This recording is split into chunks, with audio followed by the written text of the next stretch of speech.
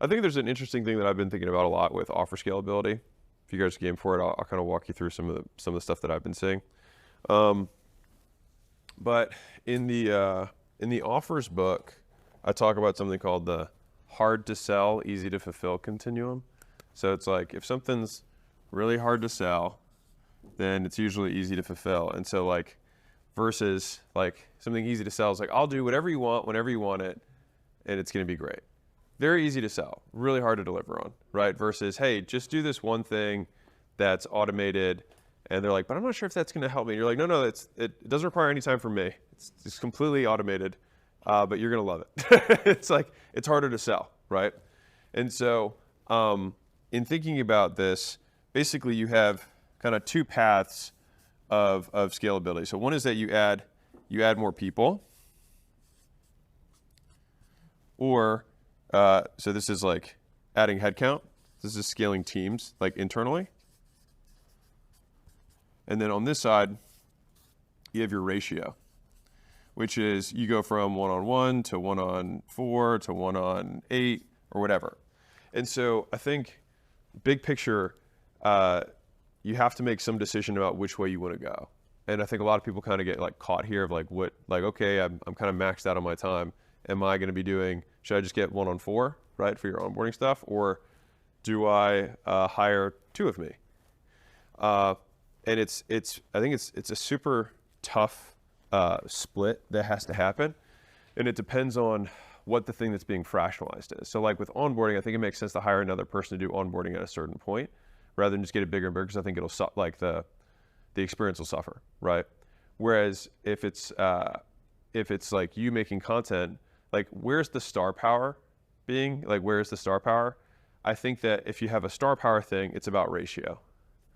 It's like I want to continue to fractionalize basically access to me versus kind of like core services. I would go down the headcount route. So like what are the things that we have to do on a regular basis? Like moderation, okay, cool. Like maybe we have to add a couple people there. Like the core value things, I have yet to see, and I think the reason that like quote coaching businesses have a hard time scaling past like 30 million bucks a year oftentimes is because they try and hire coaches and they say, okay, I will take this person and they'll be, you pay the same rate as you did to see me, but now you get this person that I trained in a weekend.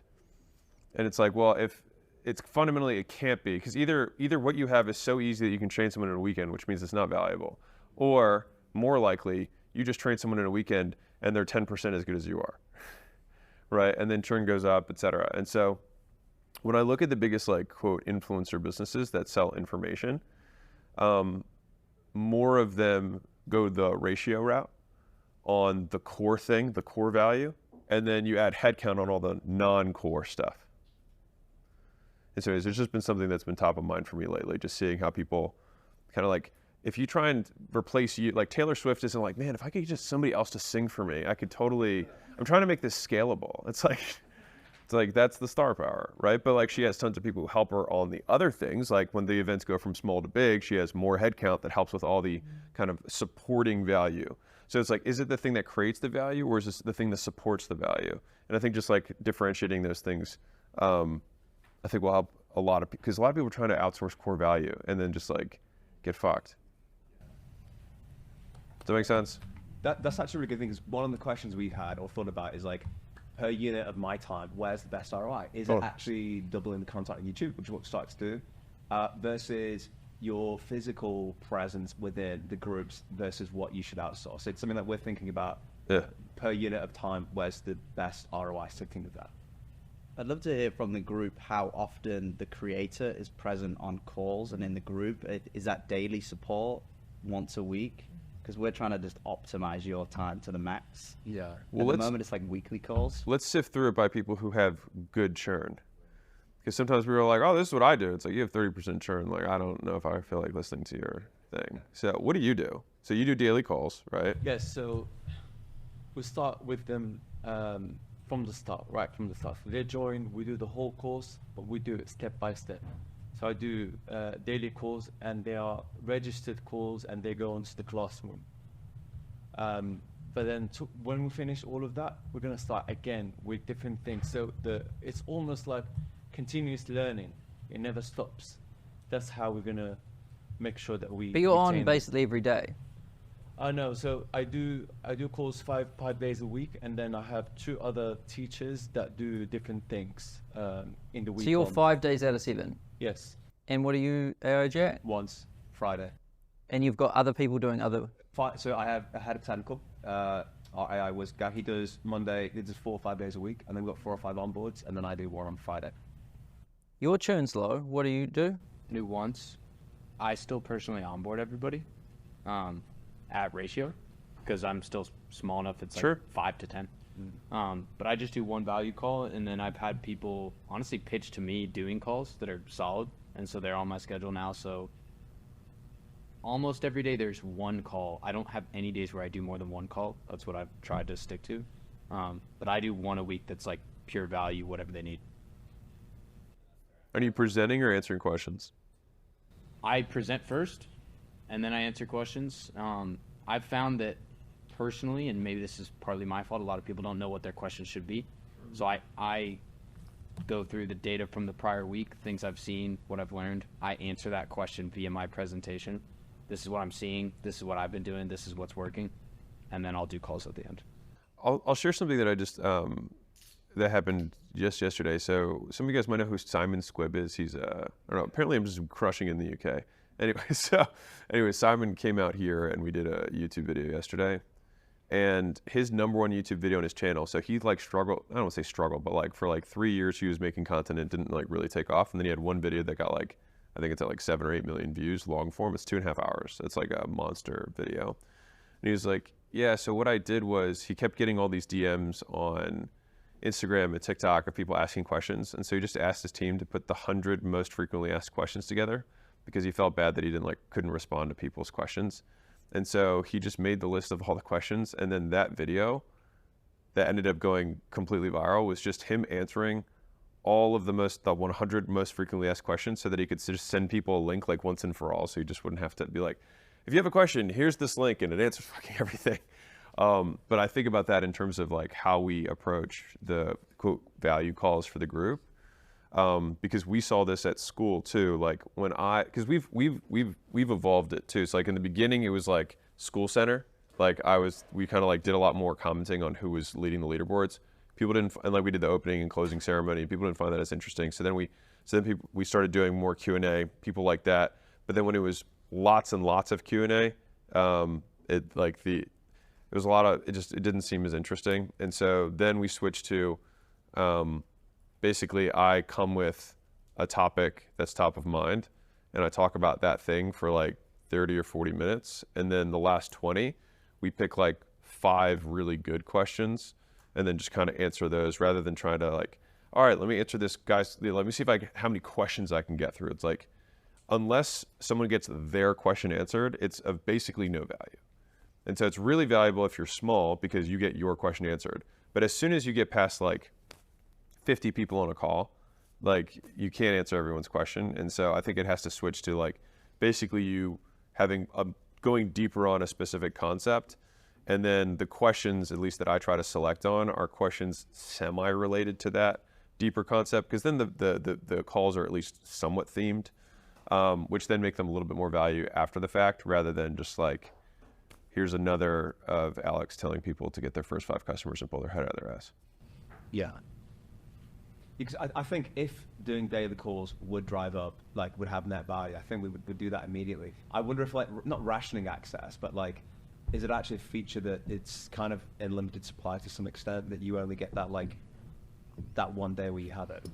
I think also we found random jams where we say turn up and ask for questions, don't perform as well as the theme of this call is X. Ask a question in advance, and then it's like there's a reason to show up for that specific call instead. It's true, because people just show up because you're there and they want to hang out with Jack, and they may be thinking of a question just for the sake of the call. Just to hear their voice. So yeah. I like the theme idea, actually. Definitely. I scrape the group for the questions that you mentioned, and then we talk about that at least at the start. Live attendance has gone up by 50% since we did that. Interesting. And you don't announce topic, right? No, I don't announce it at all. I just hop on and I'm like, well, you know what yeah. And it's still called Q&A. Yeah. But your courses, are they pre-recorded or do you do live streams, and then you put them on the classroom. On what? Do your calls? Yeah, All live. all live. All live. Yeah. And do you find that helps you with the churn? Because then it takes a long time for them to actually go through the whole course. Dude, you have 2% churn. Don't change anything. Yeah, you're the lead. You're winning on churn, probably. Yeah, So don't change anything. people should be asking you. Yeah. So basically, what I try to do is I don't try to give them everything all at once. Alright. Not because I don't want to give them everything, Yeah. because I want to make sure that I give them the most value possible. So I do a massive deep dive on every single topic. So every live is like 2 hours. So we structure it in this way. So the first 10 minutes is like meet and greet. You know, hello, how you guys, all good? And then we wait for them to basically come into the call, pretty much everyone. And then we dive deeper into the topic of the presentation. Do you And then I present show- something? Do you do you have like slides and things like Yeah, that? slides and all of that. And then You do that daily? Daily, yeah. Jesus Christ. So we explain everything. Well, you make new slides. Yeah. Fuck. yeah, and well, then- that's why he has and then we 50 do months demos. average stay. I've only made like 5 slideshows in my life. That was So it's excruciating. It's not just slides. It's basic stuff, but like just like listing off the things that I want to talk about. Okay. And I dive deeper into it, and then I also try and do some interactive stuff like screen sharing and actually showing them how it works. Uh-huh. So the theory plus the practice, and then towards the end, I give them about half an hour of doing Q&A. How long is this? Is that like an hour? Screen sharing, probably about half an hour or so. So it's like you'll a mix. teach some topic, deep dive, and then you'll so it's like this is theory, and then this is the application, right? Or tactics, whatever. So that whole Yeah. whole thing's about an hour and a half, and then towards This the is end, 90? Yeah, and then towards the end we do Q&A, in case they didn't understand something. So, but we don't like do a whole deep dive in Q&A. Yeah.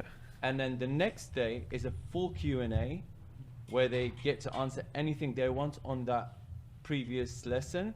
But what we do to make sure that they get really engaged is we prepare a list of questions, and I get them to come up on camera with me, and I ask, and my moderator asks them the question, and then we kind of have a laugh. So I ask them the question, and they go, "Oh, I didn't know," or "Oh, I got." And then if they answer it right, you know, we give them a clap. So it's like we trying to make sure that we make it really interactive. So you like quiz them? Yeah, pretty much. But how?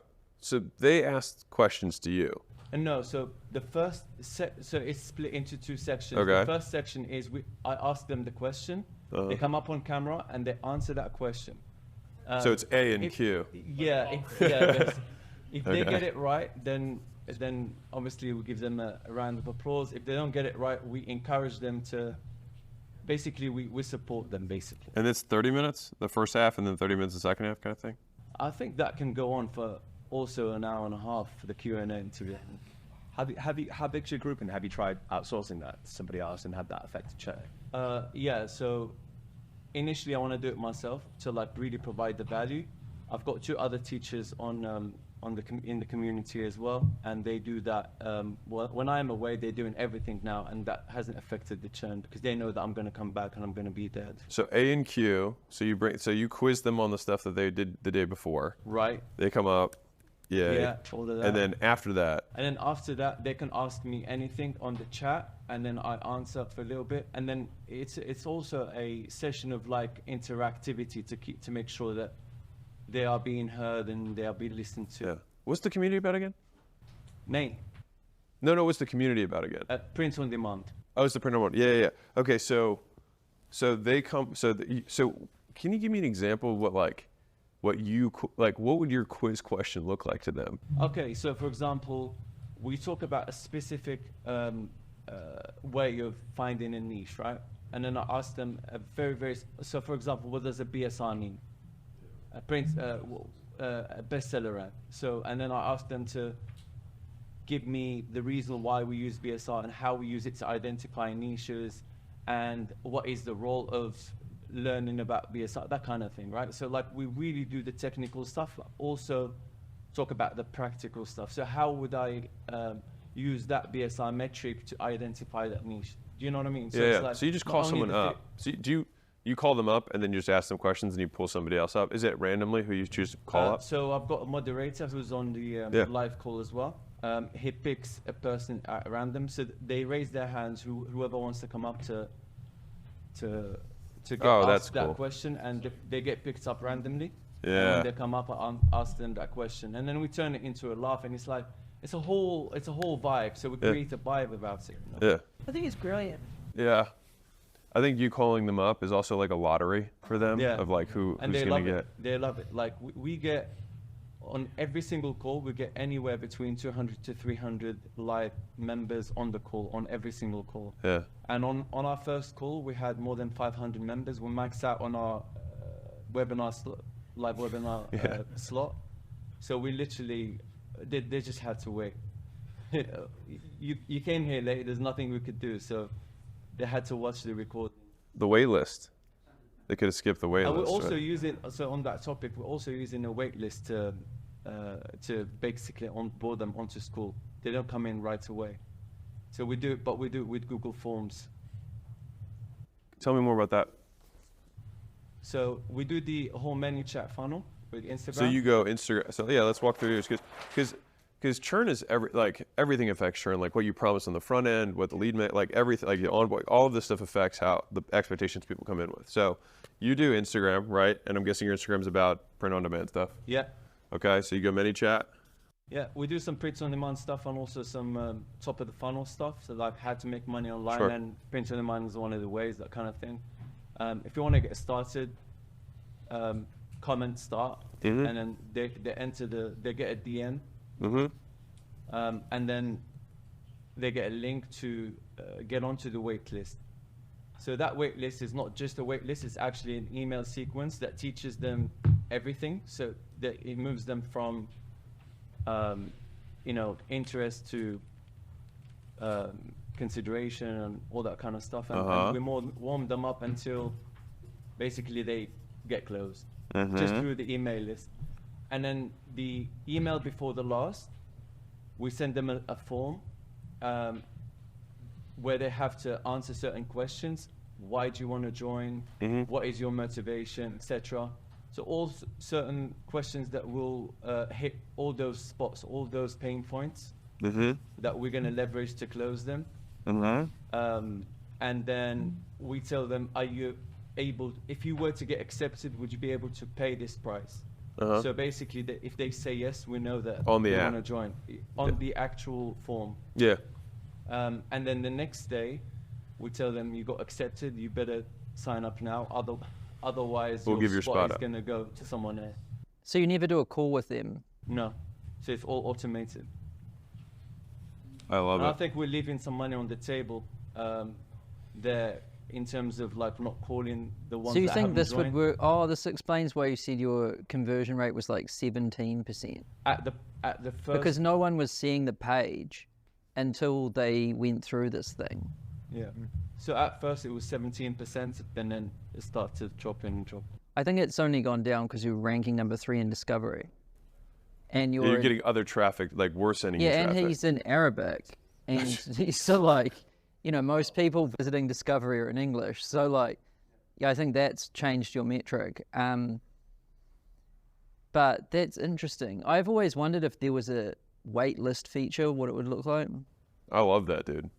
I think it's really good. I'm Have curious. you ever tried just going straight to the page and let them buy? We haven't tried that.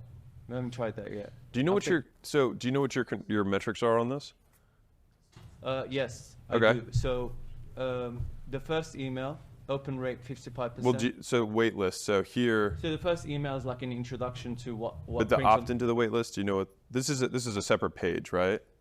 So the wait list is actually not the first touch point. Okay. The first touch point is an introduction of print on demand, merch by Amazon, what it is, like that business model, because not Okay. everybody knows about it. So we want to educate them in that email sequence. So that first email is about 55% open rate. But getting them on, Onto the wait list. so they DM for something, right? And then on ManyChat, there's some exchanges or whatever. What's the link that you send here? So it's the link to go to watch a video, Okay. and that video is an introduction of basically, it talks to them about like the fact that the world needs more money. You need more money to So it's a look after your VSL. family. It's a VSL basically. Okay, right? got it. And then we move from that to talking about print on demand and how you can make money with print on demand. And then we say there's this amazing opportunity. You need to join the waiting list. Okay, so it's a VSL above an opt-in. Yes. Do you know what exactly. percentage of people opt in from that page? Right. So it's about 40%, 50%. Okay, or something great. Like that. Okay, so you have 40% that opt in on the wait list, or they put their email in.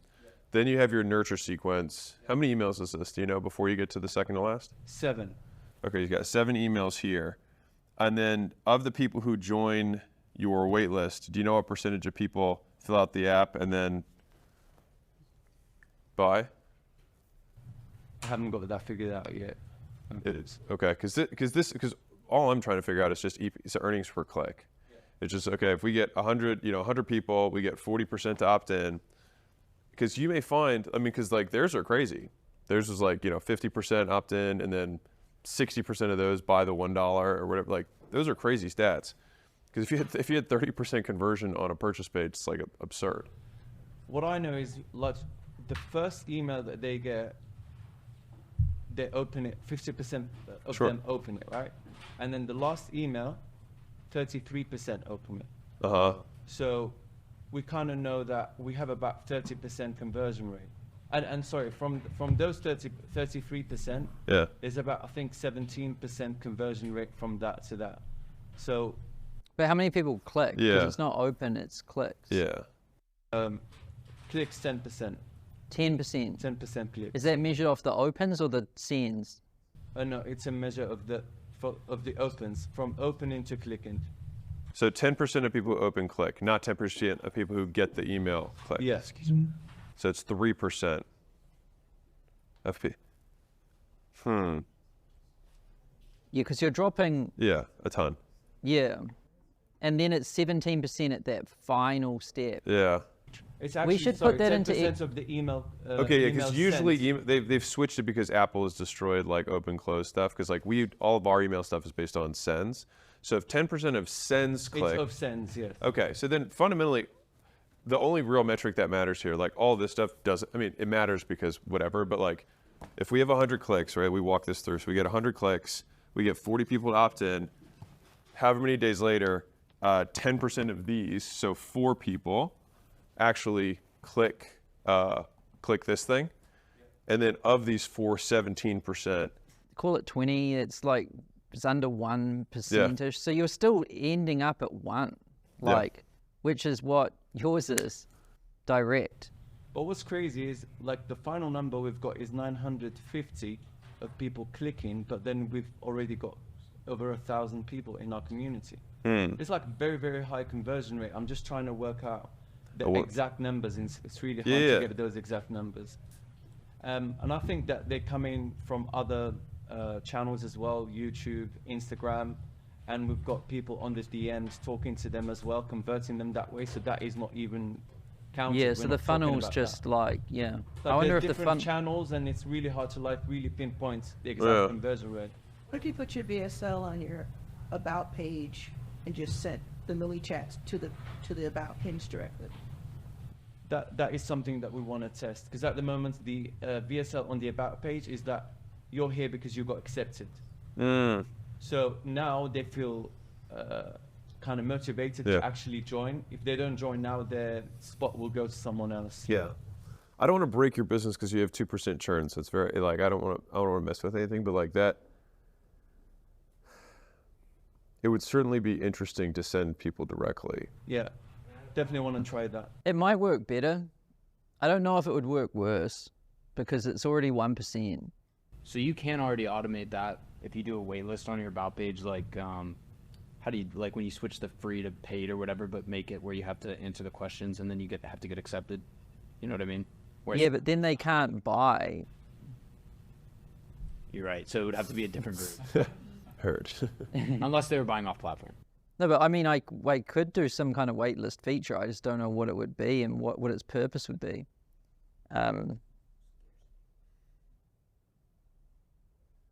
How would you capture the emails if you send them directly to the about page? You can do that through the questions that I have automated.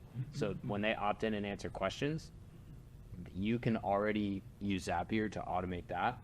So Yeah, but aside from what he's you're saying, paid though. What So do they pay? well, yeah, but it would be if you turn the paid. That's what I'm saying. If you turn the paid feature off and have them answer questions, he wouldn't want to and- do that. That would be a nightmare. Because then he'd have to cancel all the membership requests and say, okay, now buy. On your mini chat, I'm sure mini chat has a, like, if they type their email in, you can store that, right? Yeah. So maybe you just get the email in the mini chat. The mini chat, And that's then basically that way it's like you get the email and then you send them there. And then if they don't buy, then it's like, hey, you know what? We actually just got full, so fuck you. Now you go through my sequence, so you can hit them from both sides. How would you like figure out whether they bought or not, and then retarget them with menu chat? That is the issue. Like, can you use like? Well, what we Zapier could with do, jams? honestly, and I've thought about doing this, because we started doing it for like the school games and school. Because there's 2 steps to sign up, right? Step 1 is create account. Step 2 is payment, right?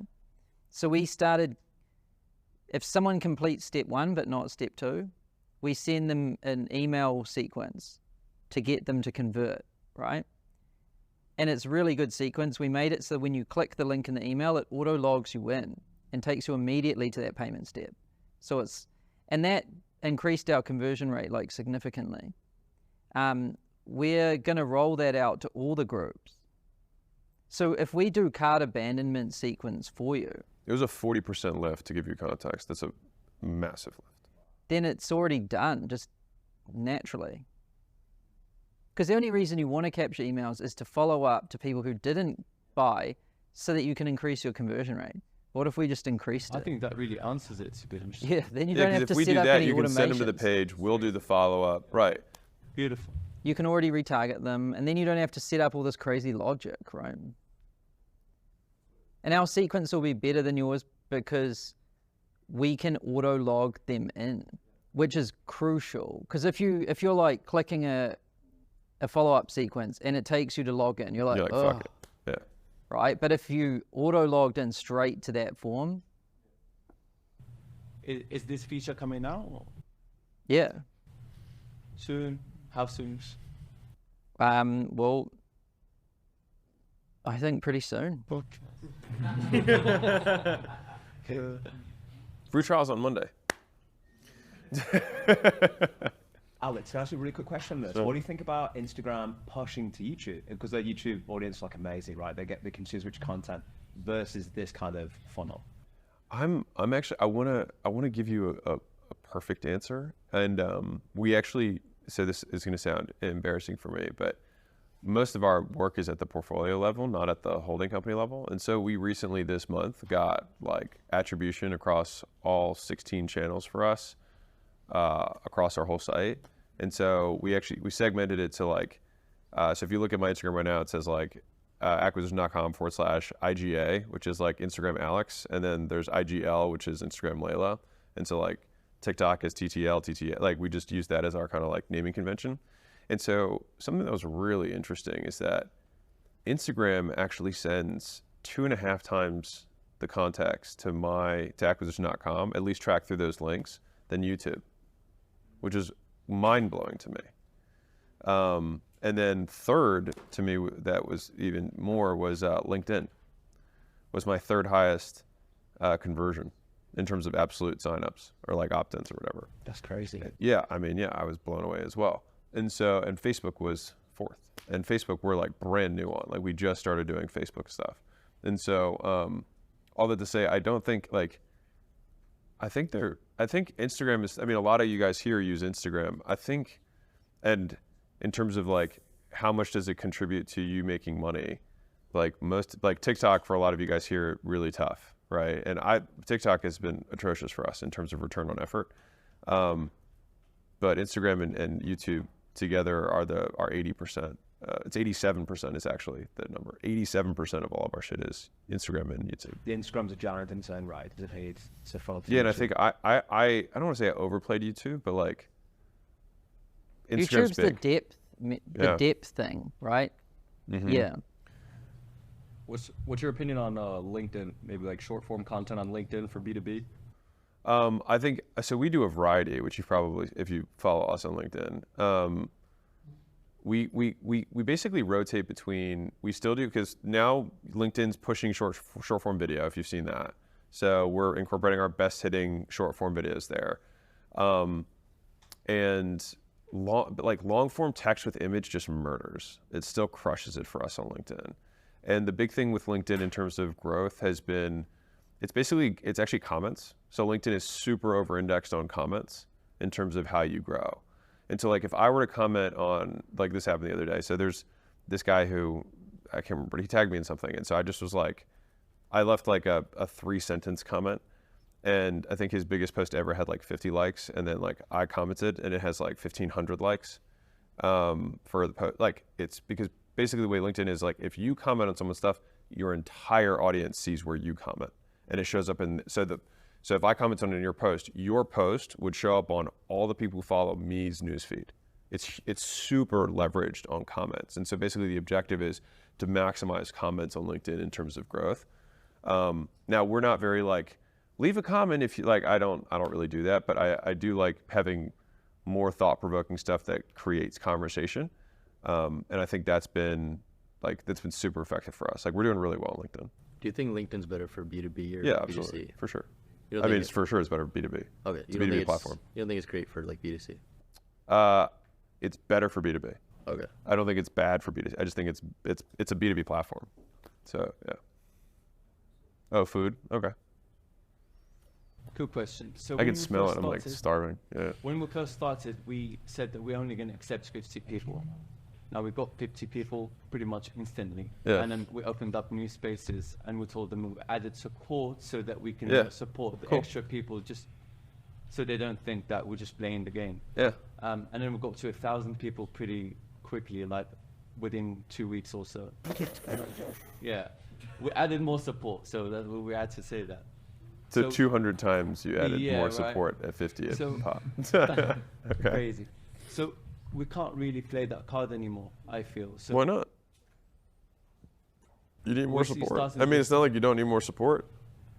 So we started with 50 people, and then immediately within 2 weeks we increased to 1,000. So like they have to see that we've actually done something way extra for us to like increase the amount of people that join us. And we were also playing on the fact that it was very limited. Sure. So what would you do in this case to scale and not play that card? So one is you could say you're adding support, which you still, I think, very well could. But the alternative is it's more about limiting the flow rather than the absolute count. So put it on like we can only handle 50 new people a week. Instead of saying on the absolute size, you just say how many can we handle in terms of new, and then again you can play the same like okay, I can only do 50, and then over time you're like I can only do 100 every new week because I need more staff to handle that to give you a good experience. I think it works the same way. Just put it on the inflow rather than on the total. And we were doing the waiting list thing. Can we still play that with the link going straight to the about page? No, I don't think so. So how would you do it then? In I'm this saying I don't scenario? think you could do that game if you're going straight to the about page. But the question is just all about. It's just what's the conversion rate on the. It's just really like Is what's that the conversion- unnecessary? What? That's my question. Well, yeah, that's fundamentally is that we just have to look at. It's just earnings per click. Like Because if everything. you got the same conversion without that, your life's better. So, in my case, how would you create scarcity? I think the point that Sam and I are making is that if you run because you're losing a lot in the friction of this, you might just get 3 sales instead of point. Maybe you don't need scarcity. Yeah. Like iPhone doesn't have it. It doesn't sound like you need scarcity if you went from 50 to 1,000 in 2 We weeks. use POD in Arabic. Yeah, There's nobody else that does that, like in the world. there is, but I'm the biggest in the whole country. Yeah. So I think it's worth the test. The only thing that I would keep my eye on is just if these members churn differently than the waitlist members. That's the only thing I would really pay attention to. Definitely try that. Yeah. Sweet. Let's get food. All right. Thank you for the soft golf clap.